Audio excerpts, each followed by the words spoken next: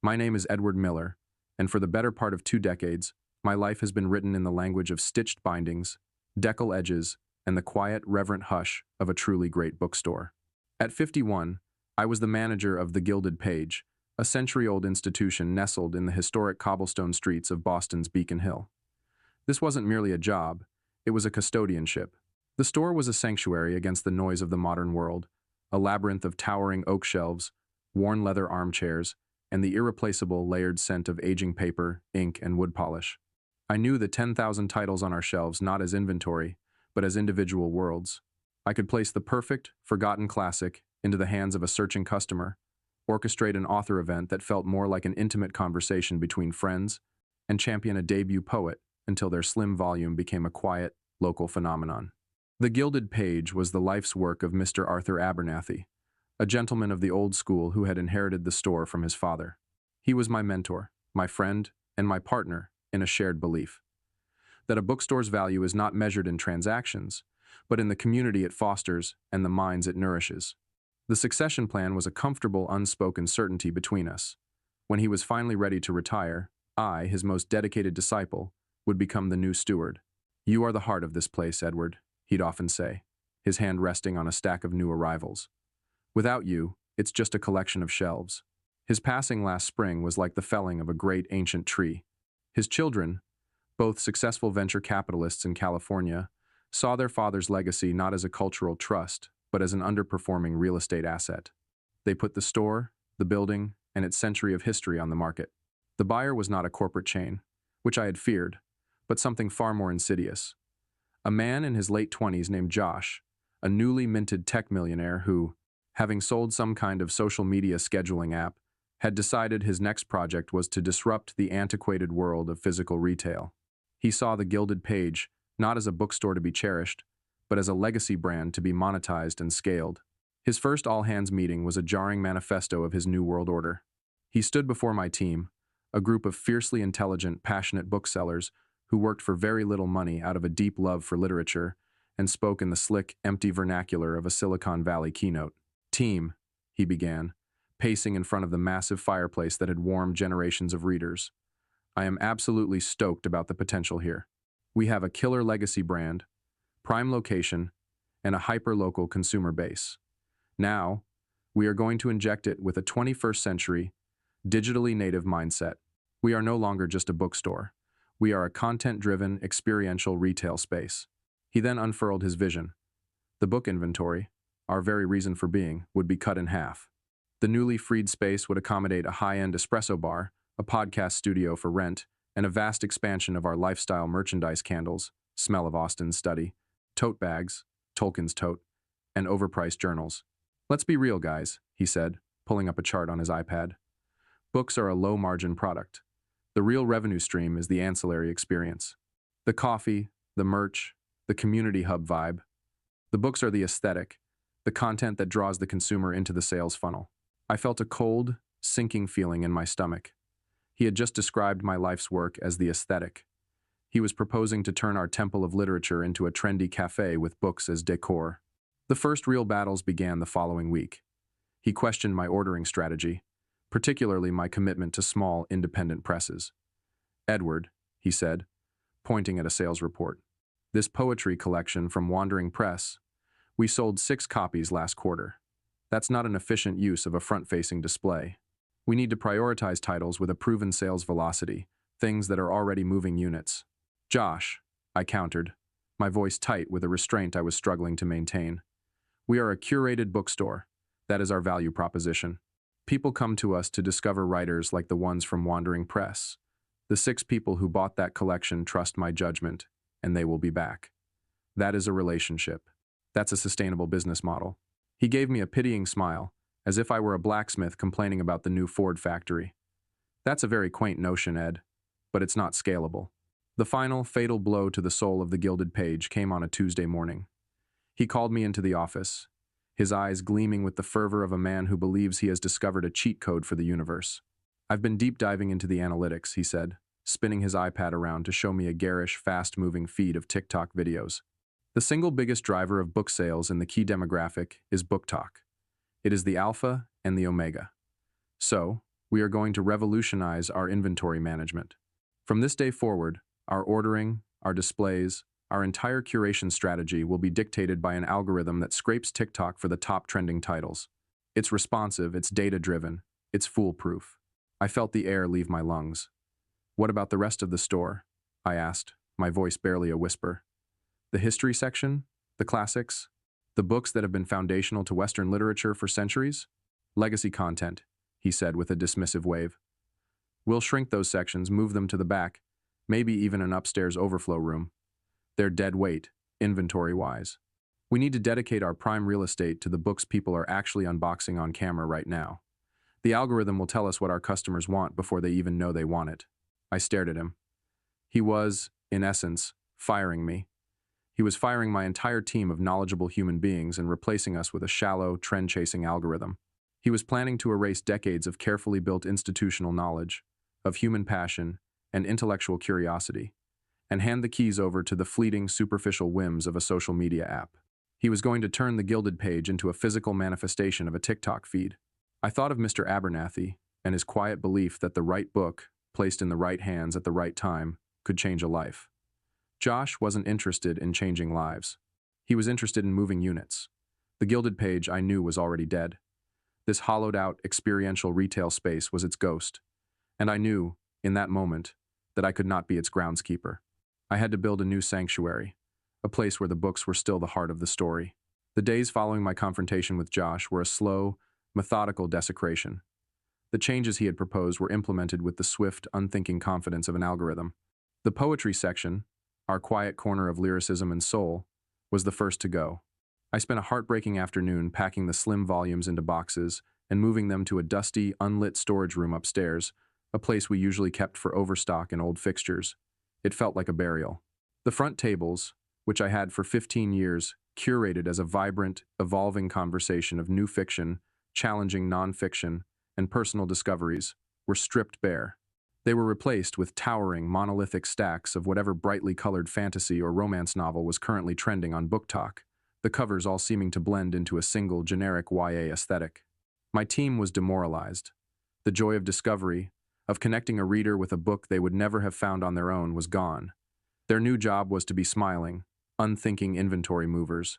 Marcus, my veteran bookseller, a man who could recite the first lines of 100 classic novels from memory, was now forced to point customers towards books whose primary virtue was a viral hashtag. He began to look like a ghost, haunting the aisles of a library whose language he no longer understood. Eleanor, who ran our events and children's section, saw her carefully planned series of author readings and local history talks wiped from the calendar.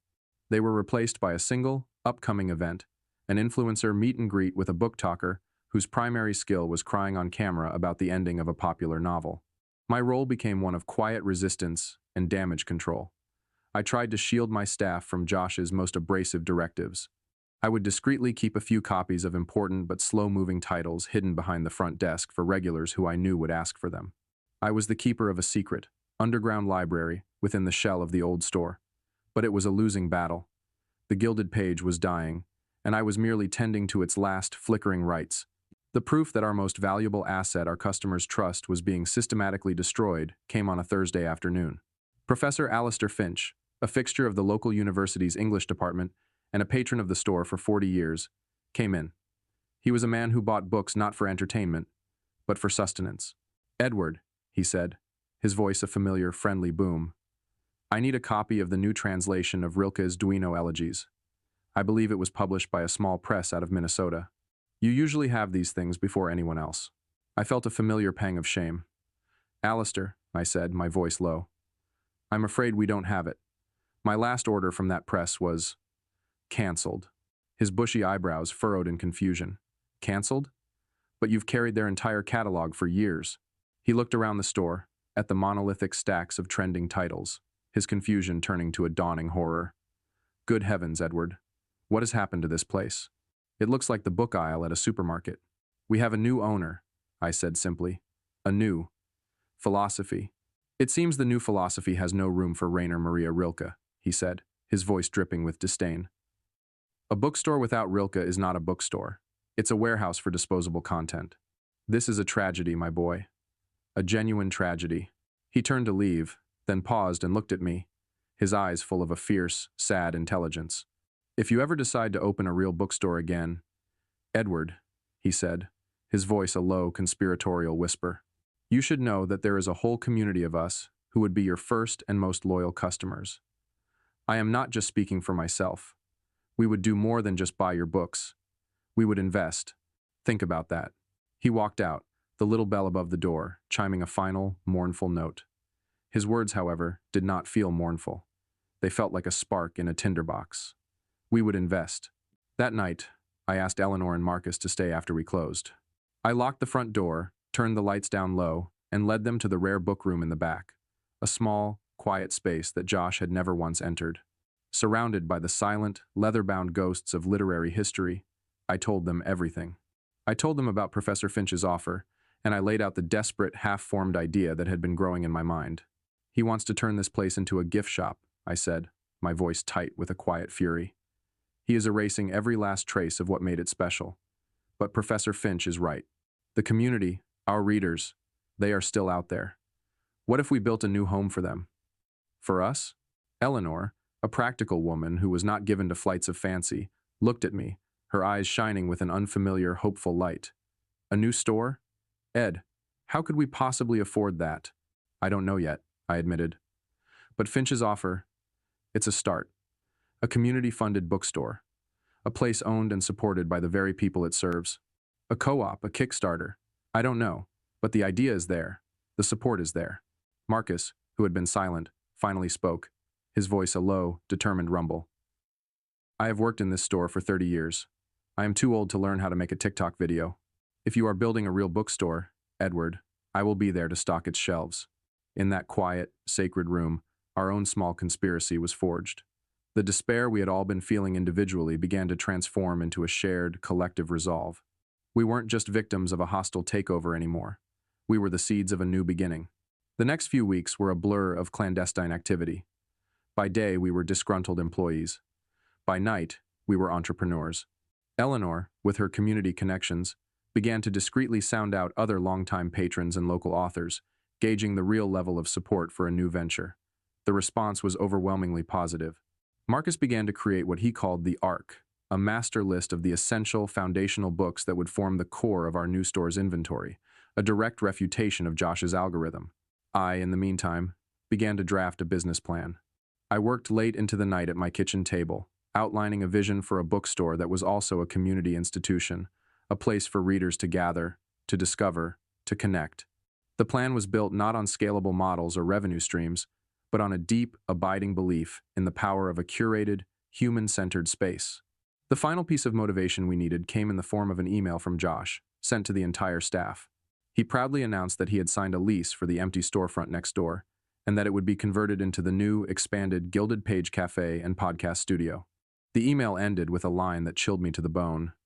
"To facilitate this exciting new phase of our brand's growth, we will be further reducing our book inventory by an additional 30%. I forwarded the email to Eleanor and Marcus without comment. The message was clear. The ship was sinking faster than we had thought. It was time to stop planning our lifeboat and start building it. That night, I created a confidential email group for the list of potential supporters Eleanor had gathered. I attached the first draft of our business plan. The subject line was simple: a new chapter for Boston. The rebellion had begun. The email, titled, "A New Chapter for Boston," was a message in a bottle cast into the digital sea. We spent the next 48 hours in a state of suspended animation, a trio of conspirators checking our inboxes with a mixture of hope and dread. The first reply came not from a potential investor, but from Josh. He had somehow been forwarded the email. His response was a single, smug line: "Good luck with your little book club. Let me know when you're ready to rejoin the 21st century." It was condescending, arrogant, and it was the single greatest piece of motivation he could have possibly given us. Then, the real replies began to trickle in. The first was from Professor Finch. "Edward, this is not a plan. It is a moral necessity. Count me in." Others followed. An email from a local novelist whose first book we had championed. A message from the head of a book club that had met at our store for a decade. A note from a young mother who thanked Eleanor for creating a children's section that had made her kids fall in love with reading. They weren't just messages of support, they were pledges.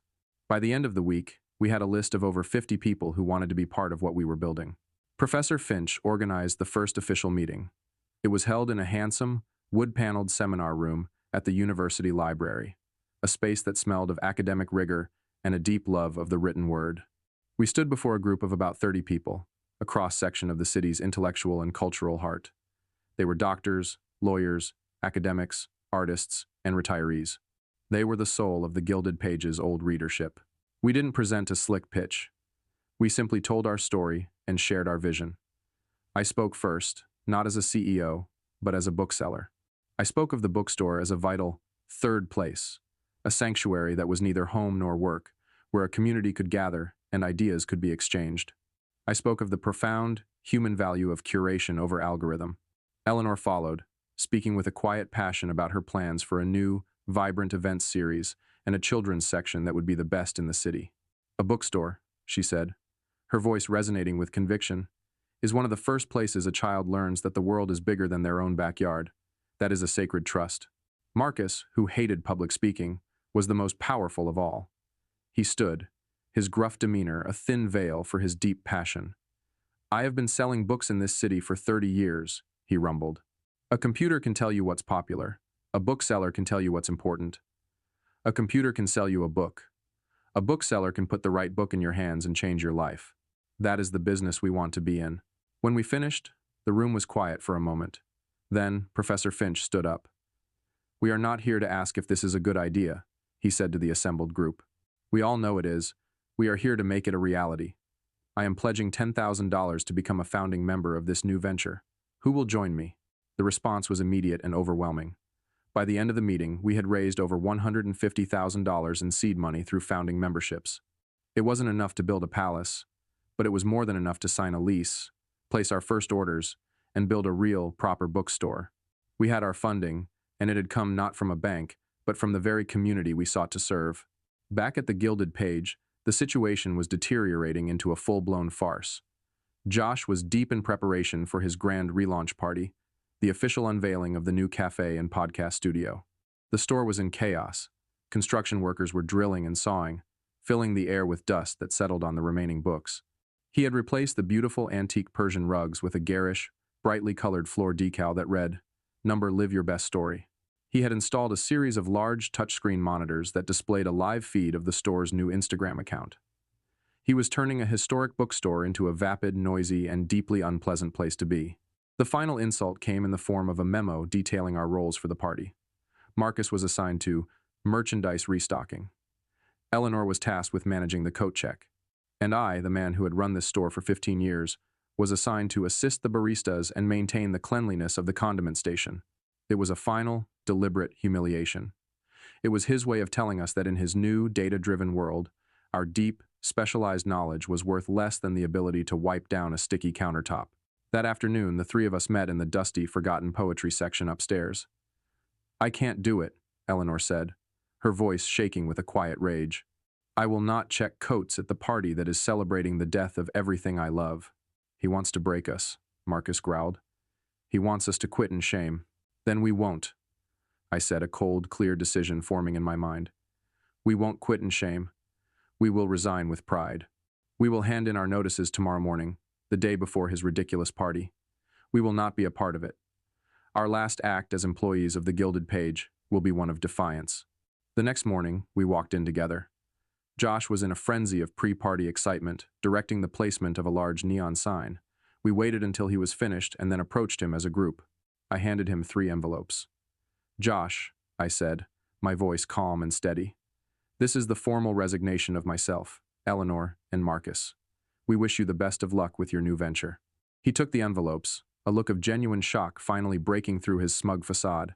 He quickly recovered, his expression hardening into a dismissive smirk. Wow, the old guard is making a dramatic exit. I have to say, this is for the best. It cleans the slate, allows me to build the team I really want without any legacy resistance. He looked at the 3 of us, at our combined 60 years of book-selling experience. You're making a huge mistake, you know, he said, his tone dripping with condescension. You're clinging to a nostalgic dying model. The future of retail is about brand, about experience, not about dusty old books. But hey, good luck with your whatever it is you're doing." We didn't say another word.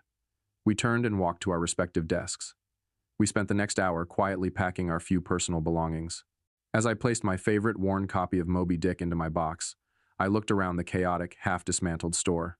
I felt a profound sadness, not for myself, but for the beautiful old place that was being so thoroughly desecrated. The three of us walked out the front door together, the little bell chiming one last time for us. We were unemployed, we were terrified, and we were completely, utterly free. We stood on the sidewalk for a moment, the sounds of the city around us. "So," Eleanor said, a small, defiant smile on her face, "who wants to go scout some real estate?" We didn't look back. We walked down the cobblestone street, away from the garish neon sign and the ghost of the store we had loved, and towards the first unwritten page of our own new chapter. The day after we resigned, Josh's grand relaunch party for the Gilded Page Experience went ahead as planned. We weren't there, of course, but we heard about it. A local literary blog, which had for years praised our store, sent a writer to cover the event. The resulting article was a masterpiece of polite, eviscerating journalism. It described the loud DJ, the free cocktails, the crowd of vapid influencers taking selfies, and the near-total absence of the Boston literary community. The writer noted, with dry wit, that the most popular attraction was the podcast studio, while the shrunken, neglected book sections remained as quiet as a library after closing. The article ended with a poignant question. The Gilded Page has a new, flashy container, but has its content been lost in the translation? The comments section was a torrent of support for us and a condemnation of what Josh had done. Our quiet resignation had become a public story. While Josh was celebrating the birth of his retail brand content hub, we were in the trenches, engaged in the far less glamorous work of finding a home for our new bookstore. We spent a week crisscrossing the city, looking at a dozen different empty storefronts. There was a former bank with a beautiful high ceiling, but a cavernous, cold feel.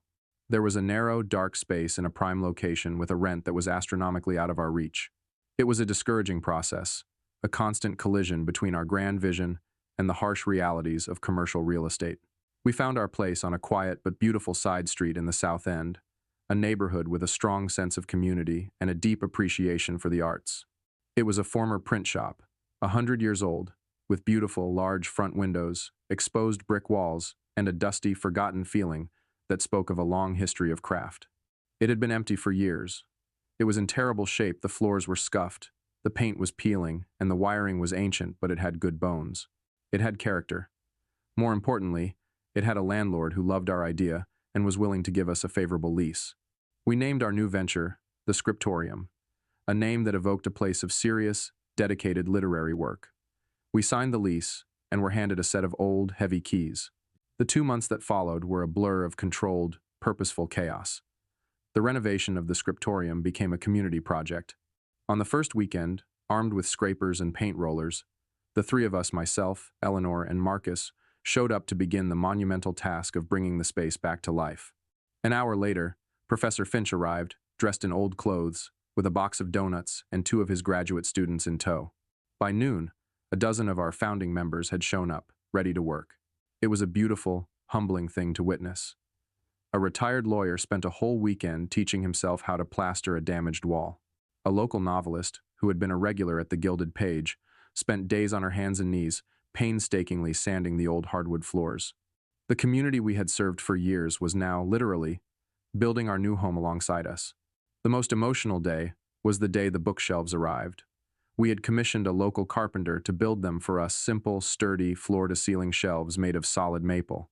As the first unit was brought in and set against a newly painted brick wall, the empty space was finally transformed. It was no longer just a room, it was a bookstore. Marcus ran his hand along the smooth, unfinished wood, his gruff, cynical facade melting away to reveal a look of pure, unadulterated joy. "Now that," he said, his voice thick with emotion, "is a bookshelf." While we were building, news of the unraveling of the Gilded Page continued to filter back to us. A young bookseller who had stayed behind, a good kid named Liam, whom I had trained, stopped by our construction site one afternoon. He looked tired and demoralized. "It's a disaster, Ed," he said, looking around our bustling, hopeful workspace with a sense of awe. "Josh's algorithm is a joke. It has us ordering 100 copies of some viral fantasy book that stops selling the second the trend dies. while we have 0 copies of the new National Book Award winner. The regulars have all but vanished. He fired 2 of the most experienced part-timers and replaced them with kids who don't know the difference between Philip Roth and Philip K. Dick. Sales are down 40%. He just yells at everyone and talks about synergy. The place is a ghost town. I felt a pang of sadness for the kid, trapped in the mess we had escaped. "You're a good bookseller, Liam," I told him. "When we're ready to hire, you should give me a call." The day our first shipment of books arrived was a celebration. We stood on the sidewalk as the truck pulled up. Marcus, armed with a box cutter, looked like a kid on Christmas morning. He sliced open the first box, and the smell of new paper and ink filled the air. He pulled out the first book. It was the very same collection of Rilke's poetry that Professor Finch had been unable to buy a month before. Marcus held it up, a look of fierce, triumphant pride on his face. We all cheered. We spent the rest of the day lovingly unpacking the boxes, curating our first displays, and filling our beautiful new shelves with the books we loved, the classics, the obscure poets, the challenging nonfiction, the brilliant debut novelists. We were giving them a home. The night before our grand opening, the 3 of us stood alone in the finished bookstore. The floors gleamed, the shelves were full, and the air smelled of fresh paint, new books, and limitless possibility. The space was bathed in a warm, inviting light. It was more beautiful than I had ever imagined. We had taken the anger, the grief, and the profound disappointment of the last few months and transformed it into this. A real, tangible, and beautiful sanctuary. "Can you believe we did it?" Eleanor whispered, her eyes shining. "We didn't do it alone," I said, looking around at the shelves that had been built and painted by the hands of our community. I walked over to the main display table at the front of the store. I picked up a single, slim volume, a new collection from the small Minnesota press that Josh had deemed inefficient. I placed it in the very center of the table, its beautiful, understated cover facing the door. It was a statement of purpose. It was a welcome mat. We were no longer just planning or building. We were ready. The scriptorium was officially ready to open its doors. The morning we opened the scriptorium was bright and cold, the early spring air crisp with a nervous electric potential. The 3 of us stood inside, the scent of fresh coffee from our small, simple coffee pot mingling with the glorious smell of thousands of new books. We had no grand marketing plan, no influencers, no PR firm. We had only a simple hand-painted sign in the window, an email sent to our list of founding members, and a deep, abiding faith in the idea that we had built something the city was hungry for. At precisely 10 a.m., I unlocked the heavy oak door. For a moment, we just stood there, holding our collective breath. And then, the little brass bell above the door chimed, a clear, hopeful sound in the quiet room. Our first customer was, fittingly, Professor Alistair Finch. He strode in with a broad, triumphant smile, his arms open wide. "Edward, my boy," he boomed, his voice echoing in the high-ceilinged room. "You've done it. You've actually done it."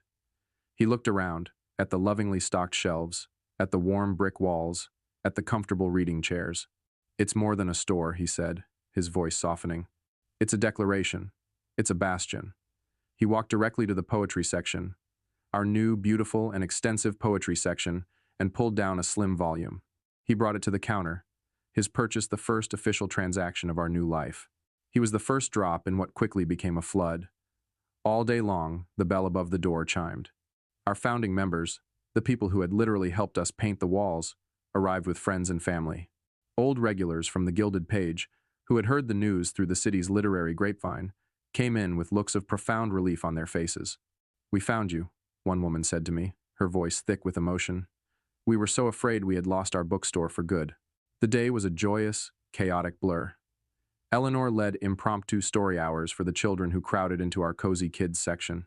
Marcus was in his element, a grandmaster of literature holding court, giving passionate, impromptu lectures on obscure Russian novelists and recommending debut poets with the fervor of a street preacher. I worked the register, but I wasn't just ringing up sales. I was reconnecting with a community I had thought was lost forever. We sold more books on our first day than the Gilded Page had sold in a typical week under Josh's new regime. We weren't just selling books. We were selling a sense of belonging. The months that followed settled into a demanding but deeply rewarding rhythm. The scriptorium became exactly what we had hoped it would be, a true community hub. Our author events were packed, our book clubs were thriving, and our store became a fixture of the neighborhood. We worked harder than we had ever worked in our lives, but the exhaustion was different. It was the satisfying ache of building something that was truly ours, something we believed in. The final chapter of The Gilded Page was relayed to me about 6 months after we opened. Liam, the young bookseller I had told to call me, came into our store one afternoon. He looked older, tired. He was holding a resume. "Is that offer still open, Ed?" he asked quietly. I hired him on the spot. Later that week, over a coffee, he told me the whole sorry tale. After we had left, Josh's relaunch party had been the disaster the blogs had reported. The store's sales had continued to plummet. The algorithm was a failure. It couldn't predict a book's quality or its lasting appeal, and the store was constantly getting stuck with hundreds of copies of flash-in-the-pan bestsellers that were worthless a month later. The regulars never came back. The tourist traffic that came in for the cafe rarely bought books. "He just didn't get it," Liam said, shaking his head. He couldn't understand why people weren't excited about the podcast studio. He kept talking about brand synergy while the actual bookstore was dying around him. Josh, unwilling to admit his vision was a failure, had blamed the staff, the location, the market, everything but his own arrogance. Last month, after posting disastrous quarterly losses, he had lost interest. He had fired the entire remaining staff with a single email, and the building had been sold to a real estate developer. It was slated to be gutted and turned into luxury condos. The Gilded Page, after more than a century, was officially, permanently gone. I felt a profound, unexpected wave of sadness. I had expected to feel a sense of triumph, of vindication, but all I felt was a quiet grief for the beautiful old store, for the institution that had shaped my life. "It's a shame," I said. "It is," Liam agreed. "But then, there's this place." He looked around our warm, bustling store. Maybe the store didn't die. Maybe it just moved. His words stayed with me. He was right. That evening, as I was closing up, I stood in the middle of the scriptorium. Eleanor was in the children's section, setting up for a story hour the next morning. Marcus was meticulously arranging a display of new historical fiction, his gruff focus a form of love. The warm light from our windows spilled out onto the dark cobblestone street. We hadn't just started a new business. We had performed a rescue mission. We had saved the soul of a place we loved and given it a new, stronger home. I thought of Josh and his obsession with disruption. He had succeeded. He had disrupted a community, he had disrupted a legacy, and he had disrupted the lives of his employees. But we had done something far more difficult and far more lasting. We had rebuilt. We hadn't just turned the page. We had started a whole new book. And this time, it was one we were proud to write ourselves. 3 years passed. In the fickle, fast-paced world of retail, 3 years can be an eternity, a lifetime for a small, independent business. For the scriptorium, it was the time we needed to grow roots, to become not just a store, but a part of the city's very fabric. We were no longer the new, scrappy upstart. We had become an institution in our own right. We had been named Best Independent Bookstore by Boston Magazine 2 years in a row. Our financial footing, once a precarious thing built on community hope, was now solid. Our success a quiet but firm refutation of every cynical, data-driven principle Josh had championed. A typical Saturday at the scriptorium was a symphony of controlled, happy chaos. The air would be thick with the rich aroma of fresh coffee and the low, pleasant hum of 100 different conversations. Eleanor's Saturday morning story hour was legendary. Parents and children would crowd into our cozy kids section, a rapt audience for whatever world she chose to open for them. In the afternoon, Marcus would lead his famous literary walking tour of Beacon Hill, starting from our front door with a group of enthralled tourists and locals, his gruff voice bringing the neighborhood's literary ghosts to life. Our author events were standing room only, and our book clubs were thriving. We had, without ever using the term, created the experiential retail space Josh had been so obsessed with. The difference was that our experience was authentic. It was built from a genuine love of literature and community, not reverse-engineered from a marketing brief. The final piece of the story of The Gilded Page was delivered to me by Professor Finch. He had stopped in one afternoon to pick up a new volume of poetry. He told me that the luxury condo development that had replaced our old store had been completed. The ground floor retail space, the very spot where our bookstore had stood for a century, was now occupied by a high-end, minimalist Scandinavian furniture store. The story of The Gilded Page had been physically and permanently erased from the city block. It was a somber thought, but the sadness was fleeting, because I knew that the store's true essence was alive and well, right here within these brick walls. The most unexpected moment of closure came on a quiet Wednesday afternoon. A man in an expensive suit, looking hesitant and slightly uncomfortable, walked into the store. It took me a moment to recognize him. It was James Abernathy, Mr. Abernathy's eldest son, one of the heirs who had sold the store. I hadn't seen him since the day he and his brother had informed me of the sale. I greeted him with a polite professional neutrality. He, however, had the decency to look ashamed. "Edward," he said, his voice quiet. "I was in town for a meeting, and I had to come and see it. Everyone is talking about this place." He looked around, his gaze taking in the crowded shelves, the engaged customers, the warm, vibrant atmosphere. "My father would have loved this," he said, his voice thick with an emotion I couldn't quite place. "He would have been so proud." He looked at me, a deep and genuine regret in his eyes. "We were fools," he said. "We saw a balance sheet, an asset.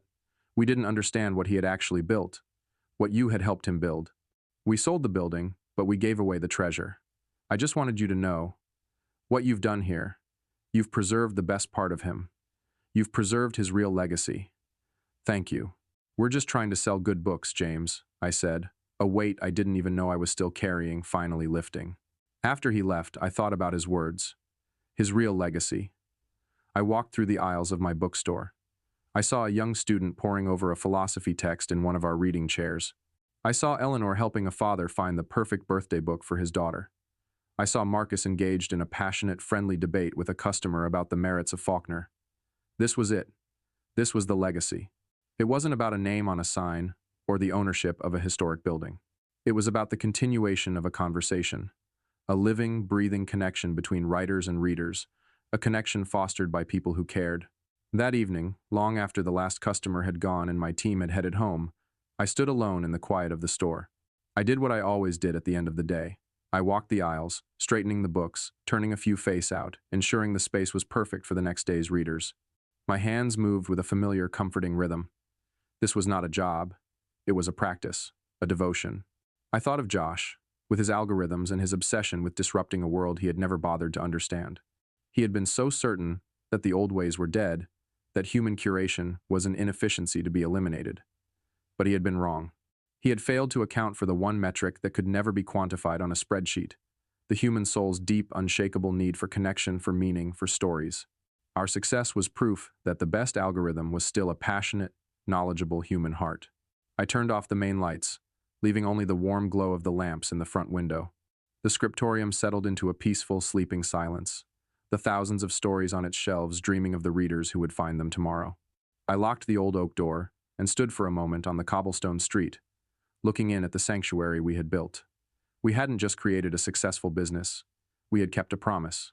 We had built a place where the story could continue. And I knew, with a quiet, profound certainty, that this was a story that would have no final chapter.